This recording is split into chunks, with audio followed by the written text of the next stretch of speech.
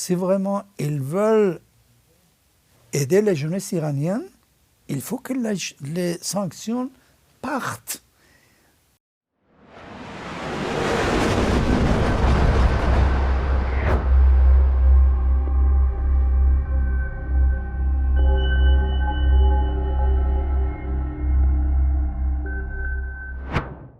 Bonjour Mohamed Ahmadinejad, vous êtes ambassadeur de la République islamique d'Iran en France. Merci d'avoir accepté notre interview. Bonjour et merci de m'avoir invité. Monsieur l'ambassadeur, depuis le 28 décembre dernier, l'Iran est traversé par un mouvement de contestation d'une ampleur inédite qui touche de nombreuses régions du pays. Disposez-vous d'un bilan officiel du nombre d'Iraniens décédés et arrêtés depuis le début de ces manifestations ? Je voudrais bien, avant de répondre directement à votre question, vous expliquer un peu sur la nature de notre République et les événements qui ont eu lieu dans le passé, et puis comment nous agissons quand il s'agit d'une protestation de la part du peuple ou d'une partie de la population du pays. Nous, on est fondé par une révolution pacifique, populaire, et une révolution la plus pacifique du XXe siècle, où la présence et la vote direct des masses iraniens ont permis de faire chuter un régime avec des qualifications et spécifications que je crois tout le monde sait, et surtout en Europe, en France. Mais après ça, on a choisi une sorte de gouvernance basée sur la démocratie et sur les valeurs du peuple iranien, qui était l'islam, la religion, l'islam. Et jusqu'à aujourd'hui, tout ce qui s'était passé dans le pays était avec une participation du peuple, directement ou indirectement. C'est pourquoi on avait chaque 4 années une élection présidentielle, une élection du Parlement, des élections des municipalités, avec la présence des représentants de toutes les couches religieuses, sociales du pays. On sait très bien que dans notre Parlement, les Juifs, les chrétiens, les zoroastriens, malgré leur nombre restreint par rapport à la proportionnalité avec les musulmans, ils ont leurs députés au Parlement. Donc c'est un gouvernement qui se gère en tant que possible et dans le cadre d'une constitution ratifiée par le peuple et a toujours des oreilles attentives et des soucis sérieux à l'égard des revendications et des besoins du peuple iranien. Que ce soit dans les affaires intérieures, leur vie journalière, ou que ce soit dans les affaires régionales, internationales, où la dignité du peuple iranien peut vraiment mise en cause ou mise en d'une épreuve, si vous voulez, épreuve. Donc, nous avions beaucoup de manifestations, beaucoup de protestations dans le passé.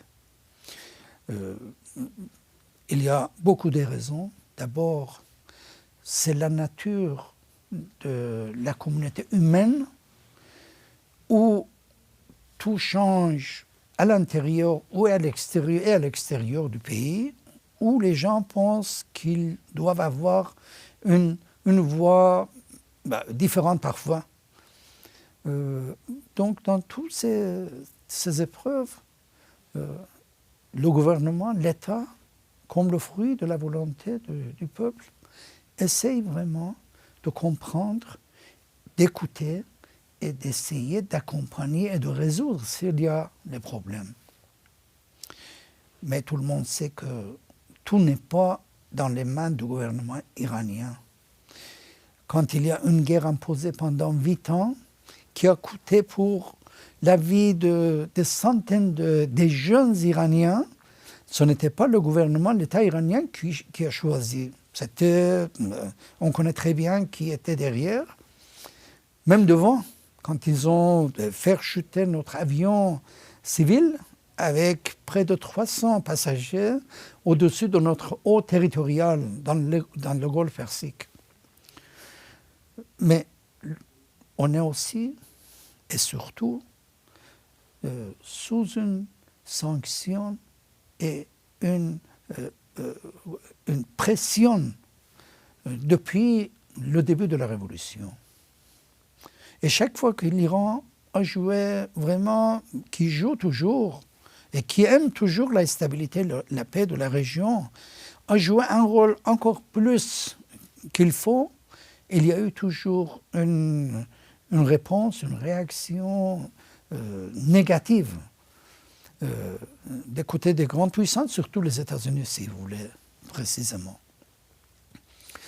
Mais à la fin du compte, en 2003, quand il y a eu des accusations concernant l'Iran, le nucléaire, tout ça, que pour nous, c'était toujours une science et une technologie pacifique, et reste toujours une technologie pacifique. 10 ans de pression encore sur le dos des Iraniens. Nous avons arrivé à un accord. On a à peine commencé, c'était un changement à l'intérieur des États-Unis. Un président qui ne voulait pas confirmer l'accord signé par ses prédécesseurs. Et c'est pourquoi il est sorti. Quand il est sorti, les sanctions sont rentrées et puis la non-action des autres partenaires dans l'accord a aggravé encore plus de la vie pour les Iraniens. Mais nous avons formé, éduqué nos jeunes hors des pressions réelles vraiment. Nous l'État a donné vraiment les moyens d'éducation, de formation, un éclatement des universités, des centres de santé, comme l'espérance de vie, l'alphabétisation, ont été doublés pendant ces 47 années. Le nombre d'étudiants et les gens qui sont sortis de l'université, c'est quand vous comparez avec l'époque où on a pris le pays, est vraiment impensable. Donc, pour vous dire que, comme chaque société, l'économie joue un rôle très très important dans la vie des Iraniens. Pour nous, la génération de la Révolution, nous comprenons très bien de quel endroit, de quel point on est arrivé ici. Mais pour nos enfants, c'est tout à fait différent. Ils revendiquent toujours plus.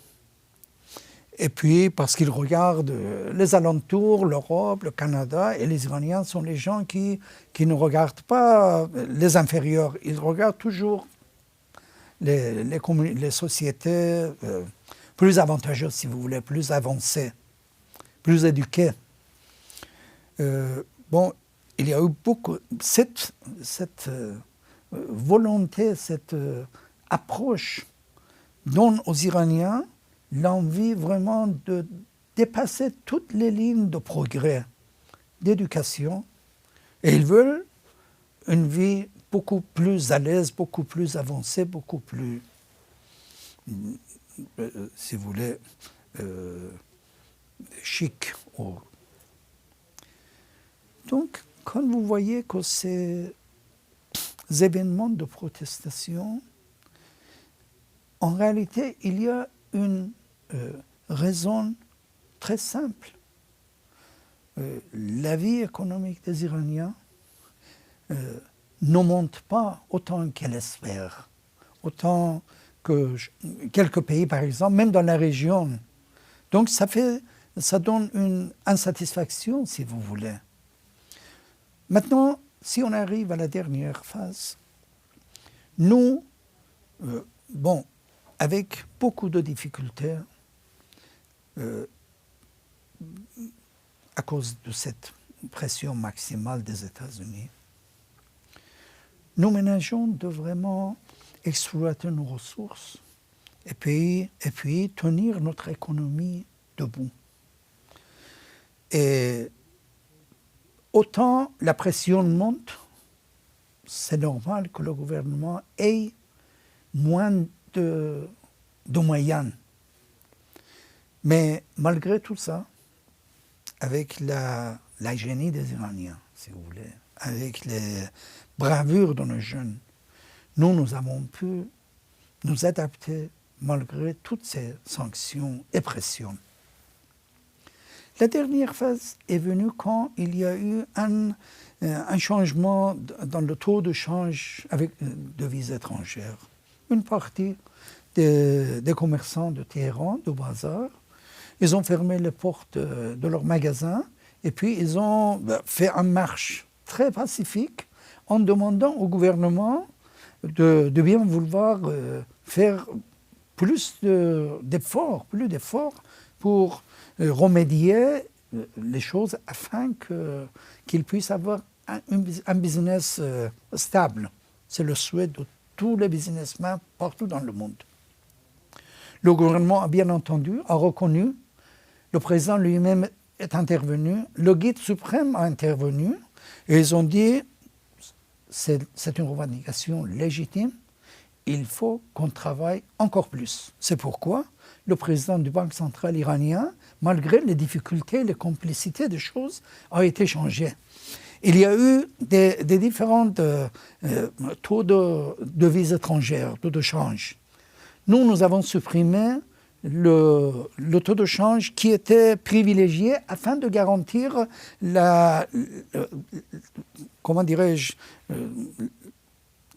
de garantir que les besoins préliminaires de la population arrivent à ses mains avec un prix accordable. Mais vous savez, comme chaque pays en pression, en difficulté, ce n'était pas complètement le cas. C'est pourquoi on a supprimé ce taux de change. On a dit, non, on va attribuer subventions à des couches, dernières couches récepteurs de l'aide. Les choses allaient bien dans la direction de la solution, parce qu'à Téhéran, le président lui-même rencontrait le représentant de la Chambre de commerce et de l'industrie iranienne dans les provinces. On a 32 provinces. Il y a eu des échanges, des rencontres par le préfet avec différentes entités professionnelles, commerciales. Donc les choses étaient bien. Jusqu'à ce que, après 3-4e jour, il y a eu des manipulations de l'extérieur.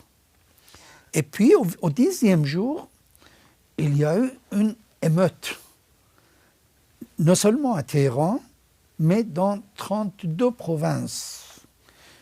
Ils sont sortis des éléments, en tout cas, on a des éléments vraiment très appuyants, très crédibles, qu'ils étaient guidés, formés à l'intérieur et à l'extérieur, et équipés avec les moyens de faire la terreur. Ils ont commencé de faire de ce type d'activité. C'est pourquoi les forces de l'ordre,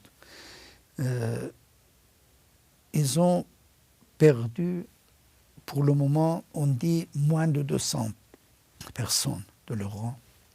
Il y a eu des attaques au commissariat de police avec mitrailleuses. Avec le revolver, ils ont tué parmi les passants, les innocents, même les enfants. Le gouvernement est obligé, et les autorités, de couper l'Internet pour vraiment éviter de l'aggravation de la situation et de découlement davantage de sang dans les rues de Téhéran et autres villes. Mais fort heureusement, après 2 jours, les protestataires simples, honnêtes, qui revendiquaient vraiment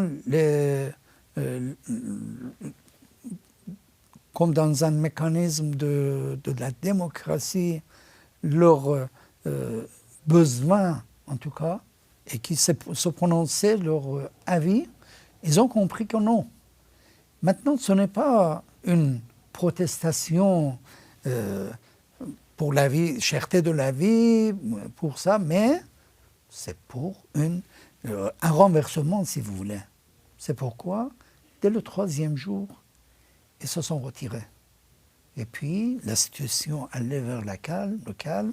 Et aujourd'hui, jour par jour, même après 12 janvier, tout le monde disait que non, c'est fini. Et aujourd'hui, on voit que l'Internet est rétabli dans le pays. L'accès aux réseaux sociaux est en train de rétablir. Donc la vie normale, ça commence maintenant. Mais pour nous, le 10 janvier était le 13e jour de l'agression de 13 juin. Et encore un effort pour le renversement d'un État légitime, responsable, qui est l'Iran. Donc, mais pour nous, le combat n'est pas fini. Nous devons essayer, notre gouvernement et notre peuple même, doit essayer de faire le plus, le maximum pour satisfaire notre peuple, qui sont parmi les meilleurs du monde. Monsieur l'ambassadeur, vous évoquez des ingérences étrangères. Votre gouvernement également qualifiant de terroristes certains individus qu'il présente comme des agents israéliens ou américains impliqués dans les manifestations. Sur quels éléments concrets fondez-vous ces accusations ? Dès les premiers jours de manifestation, notre ministre des Affaires étrangères a évoqué les ambassadeurs et représentants des pays étrangers au ministère des Affaires étrangères. Et ils ont montré, par les preuves indiscutables, ce qui s'était vraiment passé dans les rues de Téhéran. Je dis que ça veut dire 10 janvier, je crois, si je ne me trompe pas. 10 ou 11 janvier, c'était après cette émeute. Et nous avions des indications que pendant tout ce temps, il y a eu des guidances de l'étranger pour dire que vous faites cela, vous allez payer comme ça. Et ils ont trouvé vraiment des preuves qui ont été payées par crypto-monnaie, par les voyages. Ils ont avoué même. Tout a été dit. Mais nous, quand Pompeo, l'ancien ministre des Affaires étrangères américain et l'ancien chef de CIA américain, juste au début de l'année, il a félicité les Iraniens, mais il a dit qu'il a félicité aussi les agents de Mossad qui étaient à côté des Iraniens, dans les rues. Et puis, il y a eu des rapports, cette fois-ci, dans les médias israéliens, qui disaient que, voilà, les agents de Mossad sont sur place et ils battent à côté des Iraniens.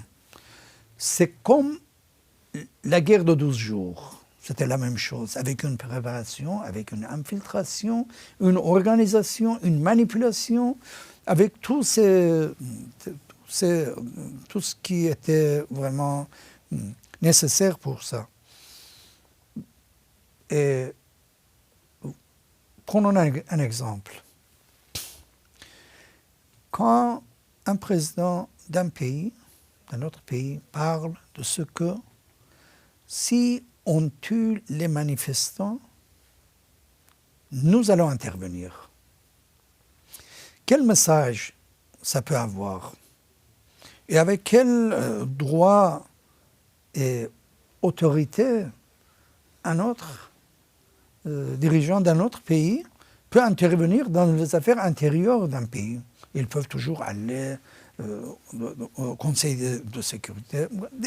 En tout cas, c'est les mécanismes actuels qui permettent au pays de vraiment être inquiets, de se prononcer même leurs avis contre tel ou tel. Mais le message est que autant il y a la personne tuée, autant ça justifiera une intervention des étrangers. Et donc, quand vous dites que non, nous avons pris tous les équipements, on est prêt, on va venir à votre aide, qu'est-ce que ça veut dire? Ça veut dire une manipulation, une intervention et une guidance des manifestations. Et il y a eu aussi quelques activités de la part des personnalités qui n'avaient vraiment un CV appuyable, qui n'avaient vraiment une expérience de la direction, même dans un magasin dans leur vie, pour prétendre que, voilà, moi, les gens me veulent et je devais voir tout ça.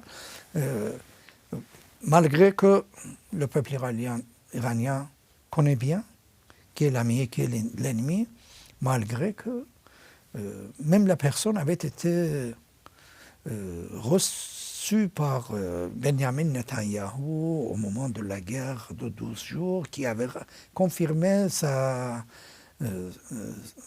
l'agression des Israéliens contre le territoire iranien, contre le peuple iranien. En tout cas, ce sont tous des éléments qui montrent, et ce n'est pas nouveau, quand vous regardez la Syrie, quand vous regardez l'Afghanistan, vous regardez l'Irak, la Libye, c'était toujours comme ça. Nous, on est heureusement ou malheureusement dans une région, nous et le peuple iranien a expérimenté toutes ces manœuvres et manipulations et mal-intentions. Donc, ce sont des éléments sur place. Ils ont ils ont capté des dialogues, des conversations, des posts, tout ça. Et puis après, il y a des gens qui ont été arrêtés, mais qui maintenant avouent ce qu'ils ont fait et de qui ils ont reçu les ordres. Ces ingérences étrangères, et vous l'avez dit, ne sauraient expliquer à elles seules l'ampleur du mouvement, ni la majorité des manifestants qui, vous l'avez dit aussi, réclamaient initialement de meilleures conditions de vie. Bien sûr. À titre d'information, pour nos abonnés, le rial iranien a perdu près de 30% de sa valeur en 2025. L'inflation dépasserait les 50% en variation annuelle. Dans ce contexte, monsieur l'ambassadeur, l'Iran a-t-il encore les moyens économiques de répondre aux attentes de sa population ? Tout ce que je vous ai dit sur la difficulté de la vie, ça ne dit pas que l'Iran n'a pas des moyens de gérer ses affaires. Aujourd'hui, la vie économique est difficile partout dans le monde. Même dans les pays où on réside, et des autres pays industrialisés, avancés, il y a toujours la question de la distribution des avantages, de la cherté de la vie, du prix des choses. En Iran, c'est la même chose. Mais jusqu'à aujourd'hui, l'Iran a pu, malgré toutes ces sanctions et pressions, gérer ses affaires. Et cela dans un monde où l'Iran n'a pas, en tout cas, n'a pas beaucoup, si vous voulez, d'amis sur lesquels il peut appuyer pour résoudre de gros questions, de gros problèmes. Mais nous avons pu, avec une coopération, une amitié régionale avec les pays limitrophes, qui sont maintenant 15 pays, mais avec la plupart, nous avons des relations basées sur la confiance, et sur la responsabilité et sur le respect mutuel. Et avec l'autre partie du monde aussi, l'Iran n'est pas un facteur déstabilisateur. Et l'amitié de l'Iran avec des pays n'est pas contre les autres. C'est pourquoi chaque fois que nous avons une difficulté quelconque, il y a toujours les interlocuteurs responsables qui peuvent nous accompagner, au moins nous encourager, sur qui nous pouvons nous appuyer. On a pris des dispositions dans la scène régionale, internationale, pour contourer ces sanctions illégales, illégitimes. Et cela tout contre le peuple. Celui qui pleure pour le peuple iranien sanctionne le peuple iranien. Faire la pression sur la vie journalière du peuple iranien. Celui qui impose 25% aux partenaires commerciaux de l'Iran dans un moment où les denrées alimentaires des Iraniens, une partie viennent dans le canal de ce business bilatéral. Ils sont en train de priver le peuple iranien de leurs moyens de nourrition même. Donc, le peuple iranien n'est pas un peuple simple et simpliste. Il comprend bien que qui est vraiment un vrai ami, qui prétend un ami, mais en fait, c'est un ennemi dans un visage de bienfaisance, si vous voulez. Donc, je vous dis que non, l'Iran, un grand pays, 1,6 million carrés, avec des ressources minières et aussi des ressources humaines qui ont pu gérer l'économie du pays, le secteur privé dynamique et génie même, qui ont fait que nous ne manquons pas la devise. Nous pouvons vraiment acheter tout ce qu'on avait besoin. Tout ce qu'on a besoin. Et nos universités, nos services publics sont toujours en train de développer les avancées scientifiques, techniques en Iran. N'est pas quelque chose à être stoppé ou même à ralentir. Donc, c'est pourquoi l'Iran, même dans les moments très très difficiles, on investit beaucoup sur le pèlerinage des Iraniens pour donner les moyens des Iraniens à aller faire ce qui est nécessaire et obligatoire pour eux-mêmes dans le plan religieux. Et l'Iran, c'est un pays ayant le plus de pèlerins chaque année pour le Hajj de l'Arabie saoudite. Donc, sur ce point de vue, on est vraiment dans un point fort. Nous, les Iraniens, nous avons, pendant 8 ans de guerre, on avait eu 8 milliards de dollars à l'époque, le revenu pétrolier. Une grande partie de ça était consacrée pour la guerre. Avec une petite partie, nous avons pu gérer 8 ans de guerre. Bien sûr, nos jeunes ont perdu beaucoup nous avons perdu beaucoup de jeunes, mais c'est pour la première fois dans une guerre avec les étrangers, on n'a pas perdu 1 centimètre carré de notre territoire sacré qui est l'Iran. Donc, si les situations deviennent plus difficiles, que je ne pense pas, qu'on ne souhaite même pas, mais il y aura toujours un peuple décidé. Et nos enfants, malgré leur manque de connaissances complètes ou autant comme nous sur la racine de notre mouvement, sur la situation qu'on est, nous pouvons les persuader avec les efforts supplémentaires, avec les sacrifices supplémentaires, qu'ils fassent en sorte que ce pays, ce grand pays, avec une telle culture, telle civilisation, telle histoire, soit vraiment sauvegardé de toute intention mauvaises intentions.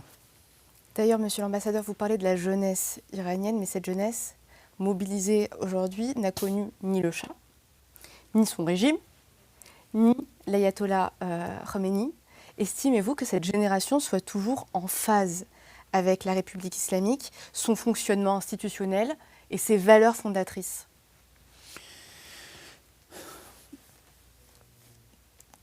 Nous n'attendons pas que nos enfants pensent 100% comme nous, la première. C'est tout à fait normal qu'ils sont vécus dans un autre environnement, dans une autre atmosphère, dans les maisons différentes, si vous voulez, avec l'éducation des parents, avec les facilités de la vie, tout ça. Mais ils ne sont pas... quand on parle de la jeunesse, il faut parler d'une vingtaine de millions de jeunes. Et quand on dit que la jeunesse n'est pas avec les valeurs, donc il faut qu'il y ait 20 millions de jeunes sortis dans la rue pour dire que non, on est contre. Tandis que ce n'est pas le cas. Aujourd'hui, vous avez entendu, on dit, voilà, l'arrestation de 20 000 personnes. On dit. Je ne sais pas vraiment, je n'ai pas le chiffre. Ça veut dire l'ampleur de la population de 80, 90, 91 millions d'habitants. Si 20 millions, 30 millions, 50 millions, 100 millions même sortent. Ils ont des revendications acceptables, légitimes, il faut les satisfaire sans aucun doute. Mais ce n'est pas un peuple iranien, ce n'est pas une jeunesse iranienne. Mais ce que je peux vraiment vous dire, c'est que revenons au principe du droit de l'homme et de la démocratie, où on est comme un pays prétendant une démocratie. Il faut que le peuple lui-même choisisse comment il veut vivre. Il veut vivre avec les principes de ses parents, ou bien il veut vivre dans un autre, peut-être un peu plus changé, peut-être même fondamentalement changé. Mais il faut qu'on laisse les peuples décider, partout dans le monde. Et ni le droit international, ni aucun élément vraiment crédible, sauf la force, ne donne pas l'autorisation d'intermêler et d'ingérer dans les affaires d'un pays et d'un peuple indépendant. Si vraiment ils veulent aider la jeunesse iranienne, il faut que les sanctions partent. Une fois c'est le cas, tout le monde avait vu, en 2015, on a signé un accord. Un accord qui n'était même un accord 100% parfait, loin de là.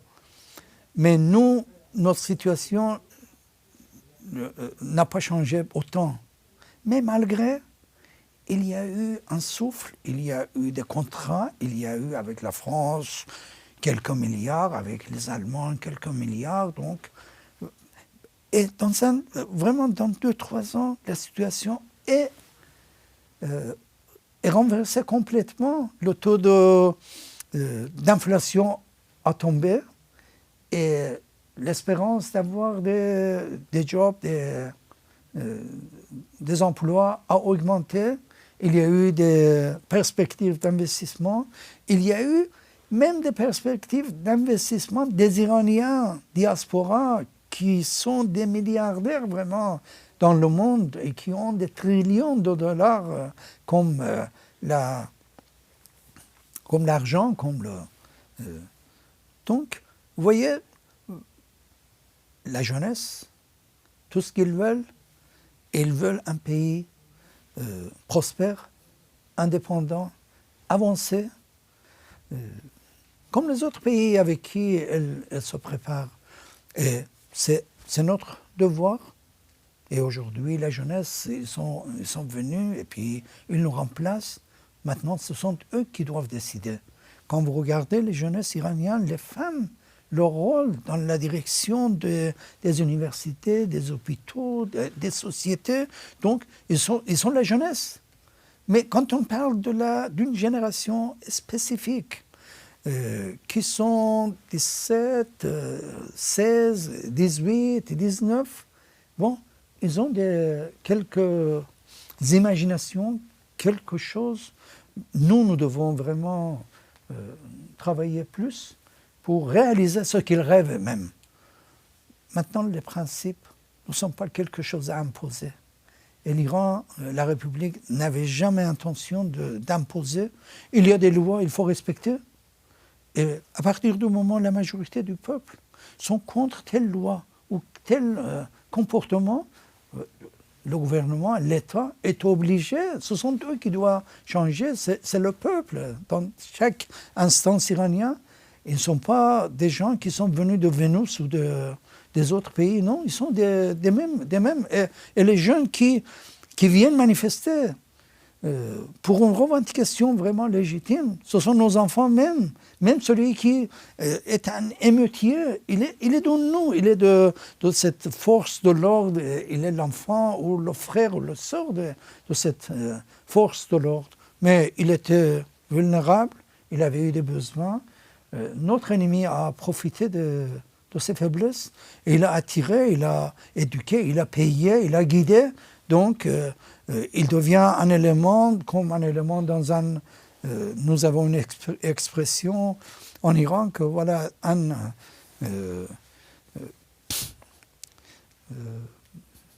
dans un troupe d'animaux, sans vraiment comparaison, mais 1 ou 2 ou 5 éléments inquiets fait généraliser l'inquiétude dans l'ensemble ils sont tous nos enfants et puis nous devons satisfaire et nous avons les moyens et ça va se faire dans le temps. La réaction de certains pays de votre étranger proche, notamment Arabie Saoudite, appelant Donald Trump à ne pas intervenir militairement en Iran, vous a-t-elle surpris? Entre une Syrie fragilisée, un Liban confronté à la question du désarmement du Hezbollah, les rivalités au Yémen entre l'Arabie Saoudite et les Émirats arabes unis, estimez-vous que les pays du Golfe puissent désormais considérer le maintien de l'État iranien comme un facteur de stabilité régionale? Tout en respectant, tout en prononçant en tout cas le respect à l'envers des pays responsables de la région, tout ce que je peux dire, c'est que l'Iran était toujours un ami pour les pays et les États dans la région. Bien sûr, il y a les différences de vues entre les pays, c'est tout à fait normal. Mais l'Iran n'était jamais un pays, un acteur qui souhaitait le malheur des autres nations, d'ailleurs qui sont très proches de nous. Ils sont religieusement, culturellement, géographiquement. Et c'est le sentiment des Iraniens et de l'État iranien dans le passé toujours. Nous n'avions pas aucune vraiment hostilité à l'égard de nos voisins. Par conséquent, tout ce qu'ils font est basé sur leurs intérêts supérieurs, leurs intérêts nationaux. Et sûrement, ils savent mieux que les autres la valeur de la paix et de la stabilité dans la région. Ils veulent que, comme l'Iran,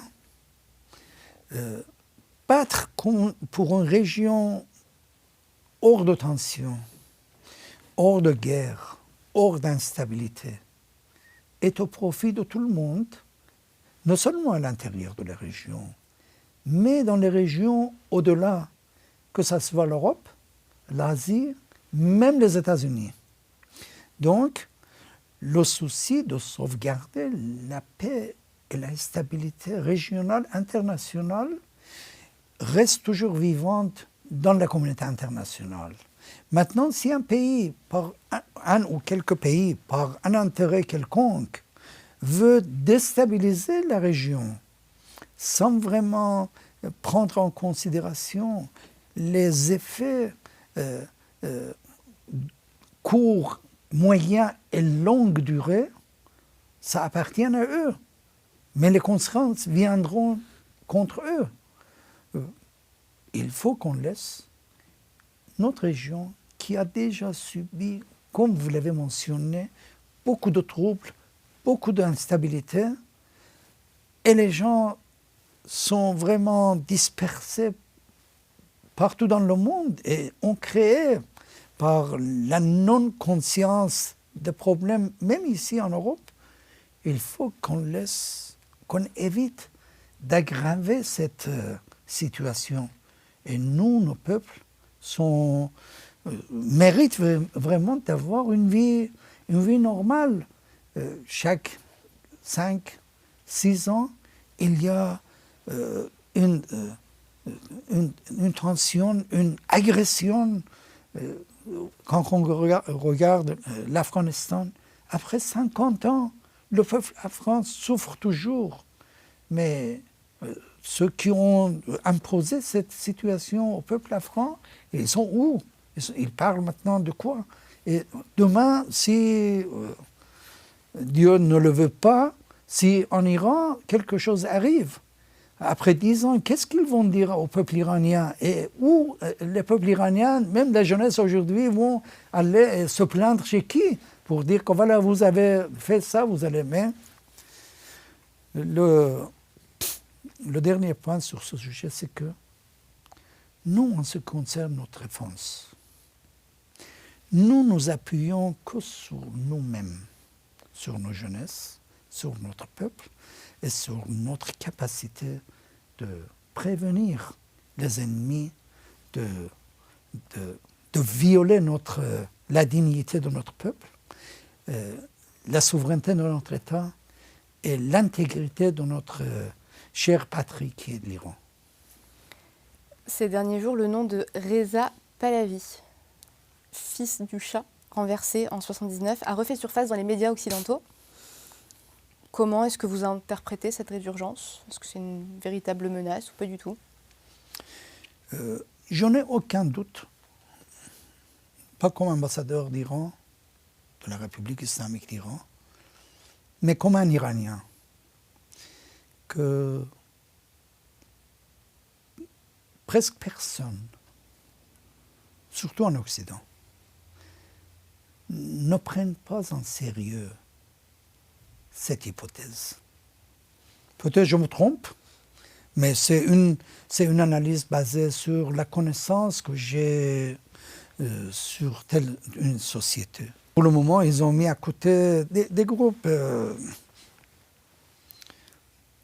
quelques Iraniens. Ce n'est pas un diaspora. Quand vous regardez le nombre des Iraniens ici, vous voyez combien de dizaines de milliers d'Iraniens. Ils vivent en France avec la dignité, avec la fierté vraiment. Mais celui-là, je ne sais pas vraiment, je m'en doute comment il peut lui-même prétendre. Mais même lui-même, dans un certain moment, il a dit que tous mes avoirs sont aux États-Unis, donc où dois-je aller? Donc je crois que le peuple iranien et même diaspora qui sont chers tous pour nous comme le représentant de notre pays, et nous les aimons tous, et ils vont comprendre que ce n'est pas la solution. La solution, c'est que nous devons jouer activement, nous, diaspora, à l'intérieur du pays, les dirigeants, l'État, pour faire l'Iran comme une lumière qui peut briller partout dans le monde avec un cœur ouverte, aimante, comme c'est notre caractéristique, les Iraniens, à l'envers des autres peuples. À ce moment-là, nous aurons un pays prospère, heureux et tout le monde saura comme sont aujourd'hui le peuple iranien fier de notre culture et civilisation. Votre ministre des Affaires étrangères, M. Abbas Araghchi, a qualifié l'enrichissement en uranium de droit fondamental de l'Iran. Est-ce que cet argument peut encore servir de base à une redéfinition des relations avec les États-Unis? Est-ce qu'on peut encore envisager des négociations avec les États-Unis? Comme tout le monde sait, l'Iran était, après l'arrivée de M. Trump, président Trump, et son souhait d'arriver à un accord avec l'Iran, nous, malgré nos réticences basées sur l'expérience que nous avons eue dans la première administration du président Trump, malgré ça, on a accepté de négocier. On a commencé une négociation. Comme dans le passé, sous l'auspice, si vous voulez, des autorités omanaises. Et nous avons eu, entre notre ministre des Affaires étrangères et M. Witkoff, 5 tours de négociation, avec des hauts et des bas, avec des accords dans la réunion, et puis le changement après le retour de représentants des États-Unis à Washington. Mais malgré tout ça, on continuait parce qu'on était, et on reste toujours, pour dialogue, pour compromis, pour, comme on avait fait dans l'accord JCPOA en 2015, nous on avait, et on reste toujours dans la même ligne, qu'il y a deux axes principaux. La première, c'est de donner des garanties, si vous voulez, afin de persuader que la nature des activités iraniennes sur le nucléaire est pacifique. 2, la levée des sanctions dont avait comme prétexte les activités nucléaires iraniennes doit être supprimée, doit être levée. Donc, la même logique reste toujours, l'histoire est longue et je ne vais pas entrer en détail. Mais juste avant le 6e tour de négociation, qui était prévu pour un dimanche, le vendredi, Israël a attaqué l'Iran, et 3 jours plus tard, M. Trump a demandé la capitulation et a envahi l'Iran et bombardé nos installations nucléaires. Donc, on était autour de la table de négociation. Même on avait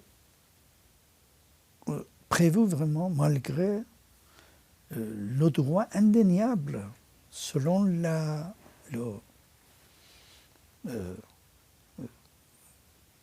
l'accord de non-prolifération nucléaire, le droit d'enrichissement, et on n'avait jamais dévié de ça.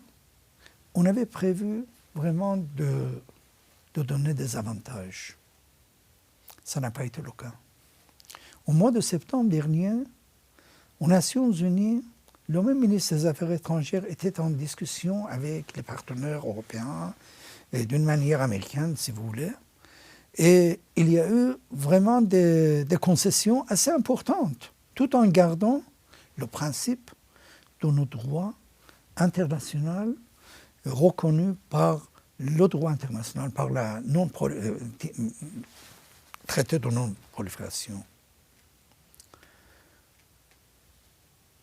Le dialogue, non la négociation, c'est pour vraiment concilier ou réconcilier les revendications de l'un et de l'autre parti.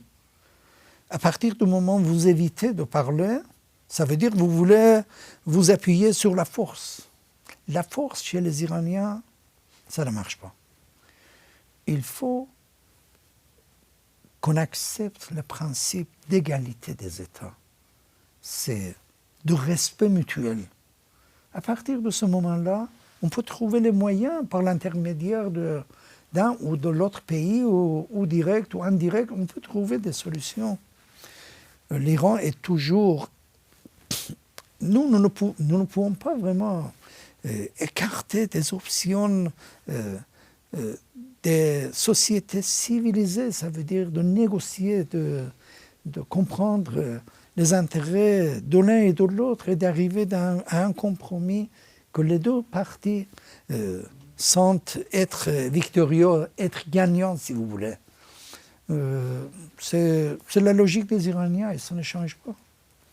Monsieur l'ambassadeur, dernière question. En l'espace de quelques mois, l'Iran a été confronté, donc, vous l'avez rappelé, à une confrontation avec Israël, à des frappes américaines et à des mouvements de contestation en interne. Selon vous, ces pressions successives relèvent-elles de dynamiques distinctes?